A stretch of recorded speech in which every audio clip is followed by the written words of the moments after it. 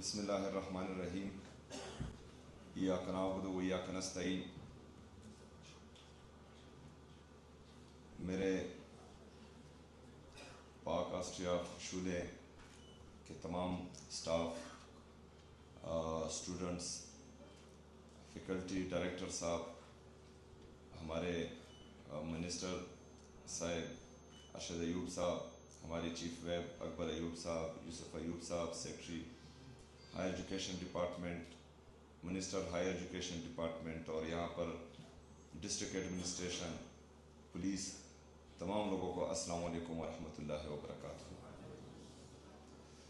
Director صاحب، آپ لوگ کتنے پیارے لگ رہے تھے جب آپ اردو میں بات کر رہے تھے.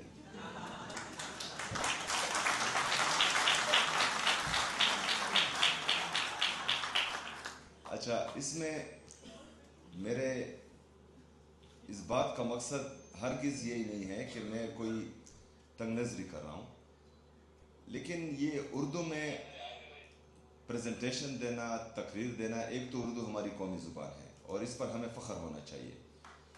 دوسری بات کہ جہاں پر میں کنوکیشن میں جاتا ہوں وہاں ہماری اسٹوڈنٹس کی فیملیز ہوتی ہیں، تو ان میں سے اکثر ایک تو خیبر پختونخوا بدقسمتی سے 78 سال سے عموماً اور خصوصاً 20 سال سے دہشت زدہ بھی ہے، یہاں پر دہشت گردی بھی ہے، یہاں پر باقی معاملات بھی خراب چل رہے ہوتے ہیں. تو ہمارے جو بڑے ہیں، جو ہمارے بزرگ ہیں، وہ اکثر جو ہے انگلش کو نہیں سمجھتے.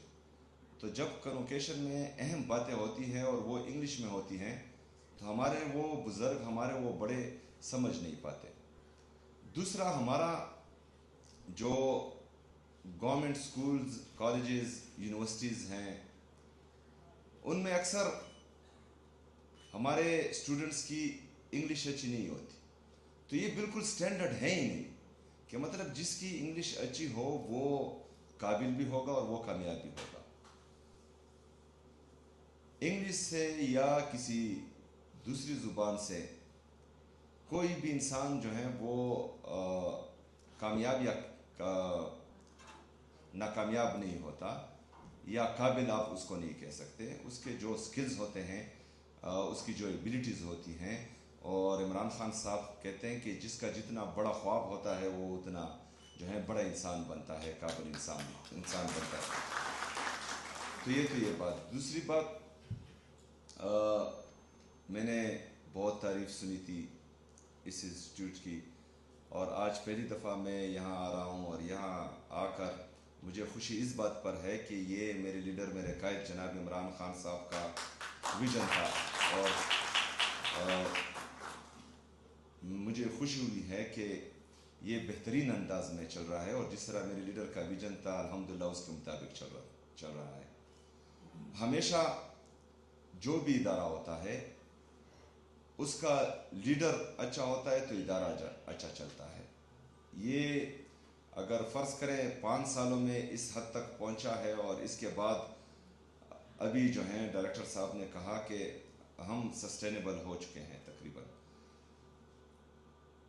تو اگر فرض کرے اس وقت یہ اس پوزیشن پر ہے اور اس کا لیڈر تبدیل کر دیا جائے، یا کوئی ایسا لیڈر اس کے لیے آئے جو اس کے قابل نہیں ہو، یا جو ہے فارم 47 کے ذریعے کوئی یہاں پر آئے،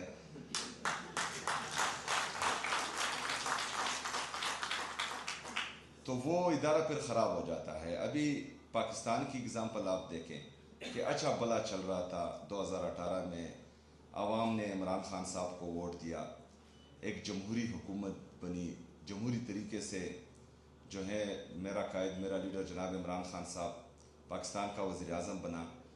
پھر لندن پلان کے تحت بند کمروں میں فیصلہ کیا گیا کہ نہیں، اس کو چینج ہونا چاہیے. حالانکہ جب عمران خان صاحب کو ریجیم چینج آپریشن کے ذریعے اس کرسی سے اتارا جا رہا تھا تو ہماری پاکستان کی جی ڈی پی گروتھ وہ 6.1% تھی.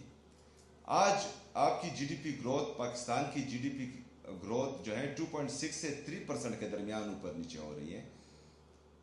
ہمارا جو نوجوان طبقہ ہے، بے روزگاری اس حد تک آ چکی ہے کہ آج اگر اعلان کرے کہ پاکستان چھوڑنے کے لیے کون کون تیار ہے، اگر میں اس حال میں پوچھوں تو تقریباً آدھے سے زیادہ حال جو ہیں یہاں پر ہاتھ کھڑے کر دیں۔ اس کا مطلب یہ نہیں ہے کہ پاکستان سے لوگ نفرت کرتے ہیں، اس کا مطلب یہ ہے کہ یہاں پر روزگار کے مواقع نہیں ہیں، اور نتیجہ کیا اس کا جو ہے بیک گراؤنڈ کیا ہے؟ بیک گراؤنڈ یہ ہے کہ بند کمروں کے فیصلے ہوتے ہیں، اور جن کا جو کام نہیں ہوتا وہی کرتے ہیں، تو اس سے جو ہے پھر ملک کو بھی نقصان ہوتا ہے اور اداروں کو بھی نقصان ہوتا ہے۔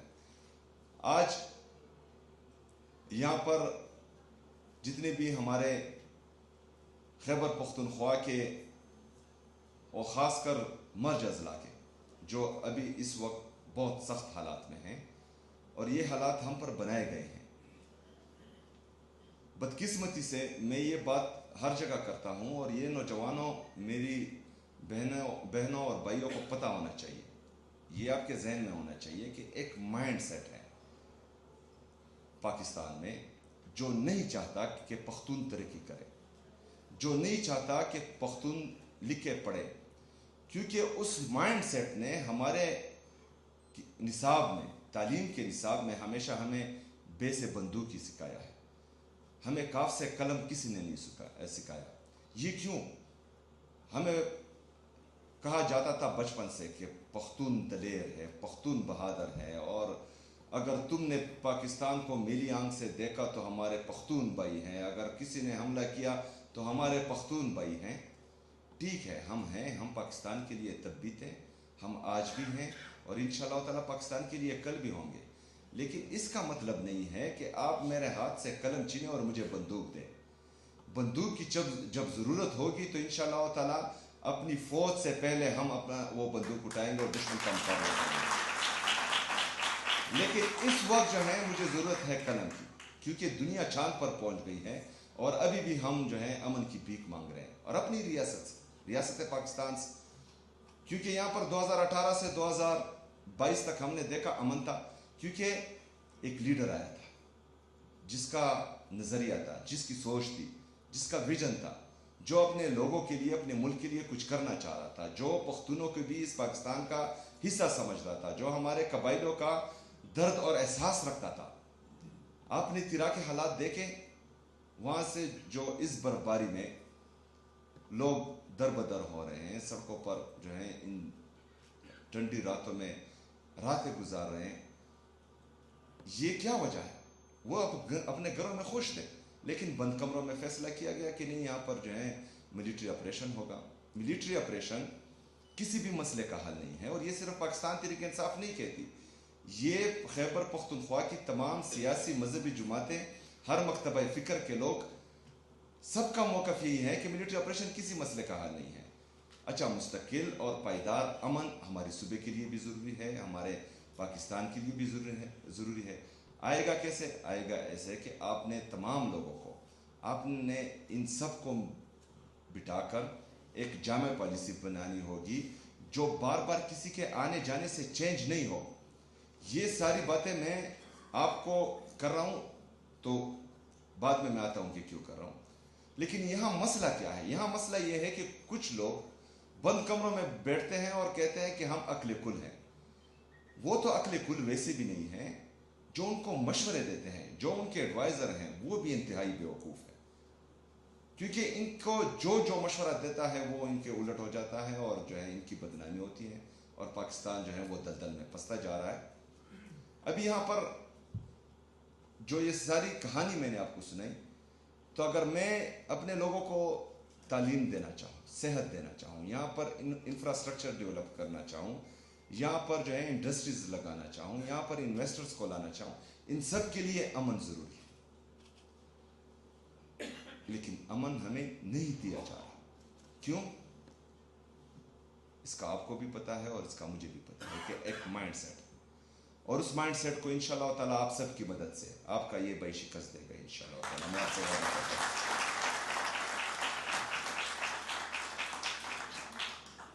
ڈائریکٹر صاحب، تمام جتنی بھی ہماری پاک آسٹریا کی فیکلٹیز ہیں، ان کو میں داد بھی دیتا ہوں، خراج تحسین بھی پیش کرتا ہوں۔ انشاءاللہ تعالیٰ اس سے پہلے جس طرح हुकूमत खैबर पख्तूनख्वा आपके साथ खड़ी थी। इंशाअल्लाह ताला इसके आगे भी जो भी आपकी ज़रूरियात होगी हम फर्स्ट प्रायोरिटी पर इंशाअल्लाह ताला उसको हल करेंगे इंशाअल्लाह। आपने हमारे इन बहन भाइयों का ख्याल रखना है, उनकी तालीम का ख्याल रखना है। हमारी यूनिवर्सिटीज़ ज़्यादा हैं लेकिन बदकिस्मती से हम आउटडेटेड कोर्सेज़ जो हैं अभी तक वहाँ पढ़ा रहे थे, तो इसका नतीजा ये होता है जो तकरीबन पूरे पाकिस्तान में है कि हम बेरोज़गारों की फ़ौज प्रोड्यूस कर रहे हैं इन यूनिवर्सिटी से। लेकिन अल्हम्दुलिल्लाह जिस तरह आपने यहाँ पर कहा कि जो इंडस्ट्रीज़ हैं वो हमारे स्टूडेंट्स को ढूंढ रही हैं कि कहीं से निकालें, तो इंशाल्लाह मेरा भी यही विज़न है। दो यूनिवर्सिटीज़, एक हमारे ट्राइबल डिस्ट्रिक्ट्स के लिए, हमारे जो मर्ज अज़ला हैं उनके लिए इसी टाइप की यूनिवर्सिटी इंशाल्लाह ताला जो ऑलरेडी मैं ऐलान कर चुका हूँ बनाऊँगा इंशाल्लाह। और एक जो है पेशावर में state of the art university, ये मैं बनाऊँगा। और बाकी जो हमारी मौजूदा यूनिवर्सिटीज़ हैं इस पर हमारा फोकस है और इंशाल्लाह ताला इन तमाम यूनिवर्सिटीज़ को हम उठाएँगे और यहाँ पर जो है मार्केट ओरिएंटेड सब्जेक्ट्स इंट्रोड्यूस कराएँगे ताकि हमारे नौजवान जिस तरह हमारे स्टूडेंट्स फारिग हों यूनिवर्सिटी से तो वो जॉब ढूंढने ना निकले बल्कि जॉब उनको ढूंढने निकले इंशाल्लाह ताला। इस हद तक हम इनको लाएंगे इंशाल्लाह। बहुत शुक्रिया, बहुत मेहरबानी।